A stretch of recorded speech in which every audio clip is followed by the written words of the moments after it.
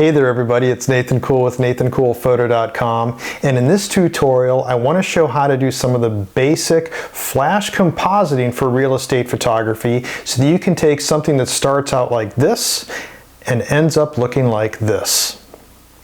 Now that uses the flash ambient technique like I show in other videos and also in the interiors book. You've seen me do that quite a few times, but composites were necessary in this case because of such a dark area in the end of the room, not really having a window to help me out there. So in this tutorial what I want to do is talk about what it takes to not just get there using the composites, where do I put the lights, how do you edit that together, but also why a composite would be really good in this circumstance and kind of what dictates it and why using just one light using a composite like this isn't ideal. So I'm going to step through the entire process of what it took to do the composite, some of my thought process along the way during the shoot as well.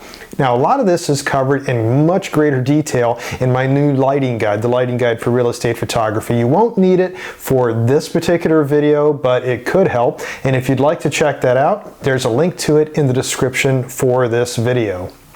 So let's get started though, taking a look at how we started with that ambient shot, what it took then, why I used the flash at different points, how I got that composite put together, and a few added little bonuses along the way. You ready to get started? Let's take a look. So here we are at the finished product, and there was a fair amount of work that went into this, but it's because it's a very problematic picture that it started out with. So let's go back here and you can see there's a lot of stuff here in the film strip just to shoot this one particular room. So if we take a look at the ambient when we go back there, that's that ambient picture that we started with, and you can see the exposure is fair, it's nice, it's like I recommend, it's a right of center, that's fine, but it's very dark when we get back here into the end. It's extremely bright over here. Now a lot of times shooting toward a window you can get a lot of advantage by using just one light near the camera because you're going to have, for instance, a window would be here in the corner and it would be shedding a lot of light over the chairs. In this case it's not. It's kind of an oddly placed window when it comes to real estate photography, not necessarily for the design of this house. But one of the things that's also working against this, being an older house, there's no lighting. There's no lamps, there's no canned lighting, and a lot of the newer builds or remodels will have some canned lighting in the ceiling, and that would give you some good ambient. In this case it doesn't. So got the ambient shot, that's okay, I'm not really going to use much of it. When I go to flash, this is using an Explorer 600 near camera, and you can see it's not really doing much. Now, I know I'm going to do a composite here, so I'm after really just lighting this fore portion of it. So if we take a look at the lighting diagram, this is what we're up against. Just the single light, really not a whole lot there, and of course this wouldn't really be our final product. There's not enough here to work with by adding just ambient to it because the ambient, once again, has just too much shadow way back in the corner to even highlight that fireplace. Does nothing for those chairs either when we go to the ambient. So this is where a composite starts coming in. So the next thing I do is I take a speed light off my belt and I walk over here, and you can see there's a bloom coming off of here because I'm now on the other side of the room. I walk to the other side of the room real quick, knock that off. I walk back again with a higher power and do the same thing on the other side, and these were the two then that I decided to use. This got me a lot more light then into the far end of the room. Now, there's still a lot of light here, and some of the ambient can take care of that. We've still got some issues here, and this is just going to happen with flash quite a bit, where I've got the shadow here from the beamed ceiling, and there's many ways to fix that. And of course I show that like in the advanced editing book and other videos online here. But anyways, I've got a composite here, and this is just using a speed light, and this is on either side. But let's take a look at the lighting diagram in more detail. So as we can see from the lighting diagram, it's more than just me popping one light from side to side. I have permanently placed my Explorer 600 or some other light that you could be using near the camera. And this is very important because when we get back to here, we want to make sure once again that the foreground is lit very well. And that's what we already knew was going to happen by taking that initial shot and how well that was going to expose. It is brighter when we get to do doing the composite because we're getting some overlap from that light. And that's also why you want to be able to, in certain composites like this, be able to shoot on the far end of the room when you have that permanent placement. Now, in the lighting guide, I show how to distribute lights in larger rooms, darker rooms, so you can have sometimes 3 lights set up, and then how sometimes that middle light will use a lower flash power. And there's flash tables that then show all the equivalents. So if you were using a speed light, if you were using an Explorer 600 or an AD 200 or maybe even a Streaklight 360, what those flash settings would be for all those circumstances. Varies by room, varies by composite, but anyways, that will get you more in there to the actual flash settings themselves. This, I believe, was about full power on the speed light and about maybe a quarter power on the Explorer 600 on either side. So anyways, to top that off then, I did some window pulls, and just to have one that kind of finished it off. And you can see I'm just holding a speed light and just doing it here. I've got a reflection in the window. That's really not going to show up when it's hitting a bush like that. You'll see that when we get to the final processing. So anyways, we've got those. Let's take those now into Photoshop as layers and do the composite blending. So I'll just go Alt P, E, O, O, and of course you can right click and do this. You've seen me do this hundreds of times throughout the other videos, and I'm just going to open these as layers in Photoshop.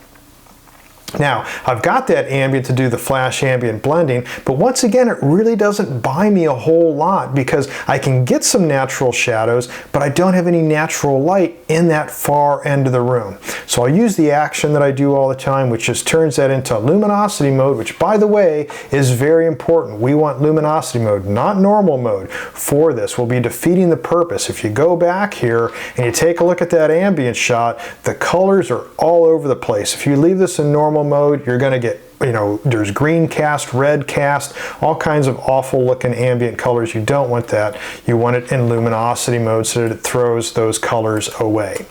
So now we have to put our composite together. I could possibly use, in this case, a little bit of ambient to tone down this hot spot over here, but to do it accurately, I did a composite. So I'm going to take that other frame and move it up here. Either one could do what I'm going to do next, which is then put a layer mask on it to hide it. Layer mask hide.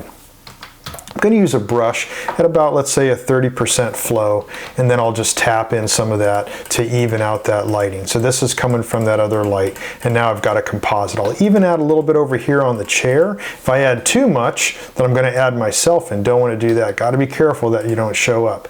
Anyway, so I've got that. Now I've got a fairly evenly lit room. Still got some other issues here with some of the ambient, but now I can do some of the flash ambient blending.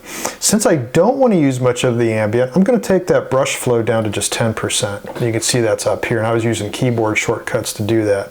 And then I'll just tap in just a little bit of ambient in a few places. Now, I know people don't like, some photographers don't like to have glare on their hardwood floor. I like it to a certain degree because it draws the eye toward those windows. So we'll add just a little bit of ambient here, not a lot. Soften this up here for that beam. So now we've got something that's more evenly lit, and that's good. Once again, a lot of ways to fix this up here, the shadow, and I've got it fixed in the final product. I'm not going to run through all that in this particular video. There's other ones, and of course the advanced editing book has it as well. Anyways, one of the things we still are faced with here is that it's still dark down here, no matter what we did for a composite. Now, I could have used more light, but I didn't, so I kind of lacked on that. Well, there's an easy way to do that. First, we'll go ahead and finish it off with our window pull. Take that up to the top, put that into darken mode. You can see that little glare, it went away. Layer mask hide. I don't want a full window pull, so you've heard me talk about light window pulls. That's where I'm just going to use like a 30% flow brush and just tap in some of that so it looks a little bit more natural, not the whole thing. Now, I want to lighten this up back here. So how do I do that? You can do it with a brush in Lightroom, but you can also make an action in Photoshop, and I'll maybe make a tutorial just on that. But basically what I'm going to do is take all the layers that I used for the composite and then also for the flash ambient blending, have those selected, Control J to duplicate them, right click, and then just merge those layers. Then you can make an action that will do what I'm going to do next, which is I'm going to go to Filter, go to Camera Raw Filter, and just like in Lightroom, what I might do with a brush, I'm going to up the shadows and I'm going to up the whites. Say OK, and then I'm going to hide that with a layer mask, and then use a brush, and then in that area, brush that in to lighten that up. And there we go. So now we've got a little bit better light that's being shed now into the corner. So this was without it, and this is now with that extra layer. So anyways, that was the basics of the composite though. Once again, when we started with just an ambient shot, it looked like this. Very dark in the far end. There's color casts all over the place. We definitely want to use flash, but we needed to do a composite. So after doing all the composites, put it in a fireplace swap, fixing a little bit of that shadow up there on the ceiling beam, the final shot looked like this. Now that may look like a lot of work, and in some cases it is, but a lot of cases, if you can shoot toward the window and there's a window that's going to be in that far end, or they've got great ambient light that's coming from ceiling cans, you probably don't need to do a composite. You can get more accurate colors by making sure that you've got flash light throughout the entire frame. Once again, one of the goals of using flash photography is to make sure that you dominate the white balance, and you're dominating that color temperature. You're wanting to then dominate the colors. You're going to have control of the colors. So to get that all the way through the frame, you need to have some type of even lighting throughout. There was too shadowy in the distance, so those colors would turn dark. And if you just use that luminosity on top of it from your ambient shot, you would get some very dark looking shadows that would be kind of washed out in color. There's an earlier video on that, on washed out flambient. Also, if I had used normal mode blending on top of that, not only would it have been dark, but I've also gotten bad colors. So by using flash composites, I get the accurate colors, I get lighting where I want to, and I can lighten up those really dark areas that I need to. Now, there's a lot of examples, once again, that I have in the new lighting guide. It covers not only this, but also what happens if you turn the camera around to where the windows are behind you. If you just add a light right there, you're going to make it even worse because it's going to be even darker in the distance like we saw here with just flashing one. So I'm going to be covering a lot more videos coming up. It's been one of the most asked questions. Where do I put the lights? How do I do composites? One of the keys though, and one of the big take-home points out of this video that I'd really like to stress is when you do a composite, most of the time you're going to leave a light near the camera at all times as you're doing the composites. That gives you then even overlap regions when you do the composites. Not always the case, and in the lighting guide I show a ton of examples when and when not to do that and how you can get away with not doing it at times. Anyways, I hope this video is useful for you and that you can use some of this in your photography as well. If you did like this video, you can subscribe to my YouTube channel. It won't cost anything, and as soon as one of these videos is posted, you'll be the first to know. Thanks a lot for watching. Until next time, take care, be safe, and get out there and shoot something.